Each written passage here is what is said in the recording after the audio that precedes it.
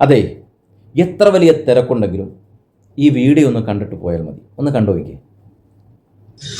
നമസ്കാരം, ശ്രീജറായി ആണ്. ഈ വീഡിയോ ഒന്ന് അത് നിങ്ങൾ കണ്ടു നോക്ക്. അവിടെ നായിന്റെ മോനെ നരേന്ദ്രമോദിയെ വെള്ളിയാഴ്ച ദിവസം തന്റെ തല വെട്ടിരിക്കുക. നായിന്റെ മോനെ നരേന്ദ്രമോദിയുടെ തല ഇറക്കുമെന്നാണ് ഈ ഈ മെനകെട്ട മറ്റേ ഉണ്ടായവൻ പറയണത്. നമുക്ക് എല്ലാരും കേൾക്കാല. അതും വെള്ളിയാഴ്ച ഇറക്കുമെന്ന്.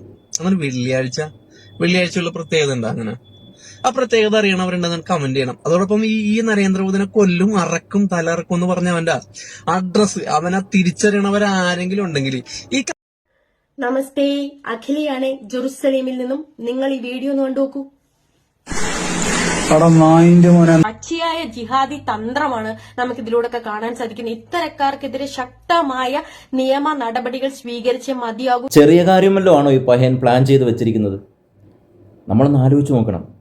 ഈ രാജ്യത്തിൻ്റെ പ്രധാനമന്ത്രിയെ വധിക്കുമെന്നാണ് പറഞ്ഞേക്കുന്നത്, അതും വെള്ളിയാഴ്ച ദിവസം.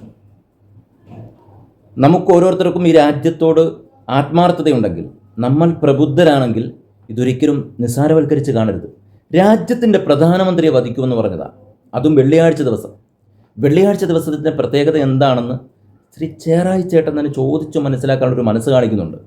10-11 വർഷം മതം പ്രാക്ടീസ് ചെയ്ത ആൾ എന്ന നിലക്ക് ഒരുപാട് പ്രത്യേകതകൾ ഞാൻ മനസ്സിലാക്കിയിട്ടുണ്ട്. പ്രേക്ഷകരായ നിങ്ങളും ഒരുപക്ഷെ വെള്ളിയാഴ്ചക്ക് പല മഹത്വങ്ങളും പ്രത്യേകതകളും മനസ്സിലാക്കിയവരാണ്. പക്ഷേ ഇതല്ല, അതിലും അപ്പുറമാണ്. അതിലും അപ്പുറം ഒരുപാട് പ്രത്യേകതകൾ വെള്ളിയാഴ്ചക്കുണ്ടെന്നേ.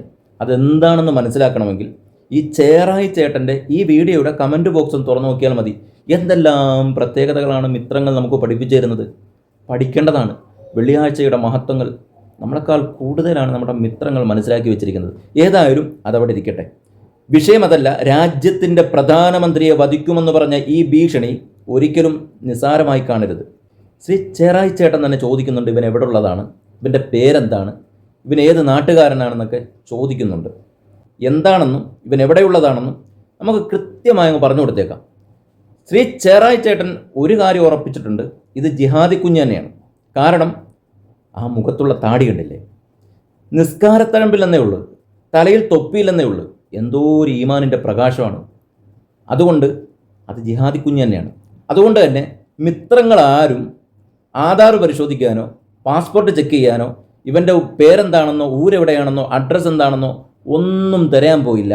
മുഖത്തുള്ള താടി മാത്രം നോക്കി അങ്ങോട്ട് ഉറപ്പിച്ചു ജിഹാദി കുഞ്ഞാണെന്ന്. അതുകൊണ്ടല്ലേ നമ്മുടെ ശ്രീ ചേറായി ചേട്ടൻ സടകുടഞ്ഞ് എഴുന്നേറ്റ് വന്ന് ഇവനെ പിടിച്ച് കെട്ടണമെന്ന് പറഞ്ഞത്. അതുകൊണ്ട് ഇവൻ ആരാണെന്ന്, എന്താണെന്ന്, എവിടെയുള്ളവനാണെന്ന്, ഏത് നാട്ടുകാരനാണെന്ന് ചോദിച്ചു വന്ന നമ്മുടെ ശ്രീ ചേറായി ചേട്ടന് എല്ലാം അങ്ങോട്ട് പറഞ്ഞു കൊടുത്തേക്കാം. ചേട്ടോ ഇങ്ങോട്ട് വാ, ആരാണെന്ന് മനസ്സിലാവണ്ടേ, ആരാണെന്ന് അറിയണ്ടേ, എവിടെയുള്ളതാണെന്ന് അറിയണ്ടേ, ഒന്ന് കണ്ടു നോക്കും. ഈ ഫോട്ടോ കണ്ടോള്. ഫോട്ടോ അല്ല, ശരിക്കും ഇതിന്റെ വീഡിയോ ആണ്. ഇന്ന് രാവിലെ മുതൽ വളരെ വൈറലായിട്ട് ഓടിക്കൊണ്ടിരിക്കുകയാണ്. നമ്മളെ പ്രധാനമന്ത്രിനെ കൊല്ലും അങ്ങനെ. സംഘപരിവാർ ടീമിന്റെ വിചാരം അതേതോ മാപ്പിളാണെന്നാണ്. വീഡിയോ ചെയ്ത മിഥുനെ ഞാൻ വിളിച്ചപ്പോൾ അവൻ്റെതായ കാരണങ്ങളുണ്ട്. Parappanangadi municipality councillor Sikandar MP വാക്കുകളാണിത്. യഥാർത്ഥം മനസ്സിലാക്കാതെ ഇത്തരത്തിലുള്ള കാര്യങ്ങളൊന്നും നമ്മൾ ഷെയർ ചെയ്യാതെക്കുക. നമ്മൾ വ്യക്തമായിട്ട് കാര്യങ്ങൾ മനസ്സിലാക്കിയിട്ട് അതിന്റെ പിന്നാലെ പോവുക. അപ്പോൾ ഇത് മാപ്പിളല്ല, മിഥുനാണ് എന്നാണ് അറിയാൻ കഴിഞ്ഞത്. ഓക്കെ, ഈ വാർത്ത കൊണ്ട് കേട്ടപ്പോഴേ ചേറായി ചേട്ടനടക്കമുള്ള സർവ്വമിത്രങ്ങളുടെയും അന്തരാളങ്ങളിൽ രക്തം തിളച്ചു മറിഞ്ഞു എന്നുള്ളതാണ്. അവരുടെ കണ്ണുകളിൽ ദേശത്തിൻ്റെ രോക്ഷത്തിൻ്റെ തീനാളങ്ങൾ തീപ്പൊരി പാർപ്പിച്ചു എന്നുള്ളതാണ്. അത് കാരണം സ്വന്തം മിത്രത്തെപ്പോലും തിരിച്ചറിയാൻ കഴിഞ്ഞില്ലല്ലോ. ഇത്രയും വലിയ തിമിരം ബാധിച്ചവരാണല്ലോ എന്നാലോചിച്ചാണ് ഇപ്പോൾ ചേറായി ചേട്ടൻ ഇരിക്കുന്നത്. ചേറായി ചേട്ടോ, വാർത്തക്ക് തുമ്പ് കിട്ടിയിട്ടുണ്ട്. വാർത്തക്ക് മാത്രമല്ല തുമ്പ്, ആളിനും തുമ്പുണ്ടെന്നാ പറയുന്നത്. ഇത് മിഥുനാജല്ല, മിഥുൻ സ്വന്തം മിത്രം തുമ്പുണ്ടെന്നേ, തുമ്പ്. ആളെ നമുക്ക് കിട്ടിയപ്പോ പുള്ളി ഇത് മാക്സിമം എല്ലാവരിലേക്കും, എല്ലാ ജനങ്ങളിലേക്കും എത്താൻ നിങ്ങൾ ശ്രമിക്കുക. ഓക്കെ.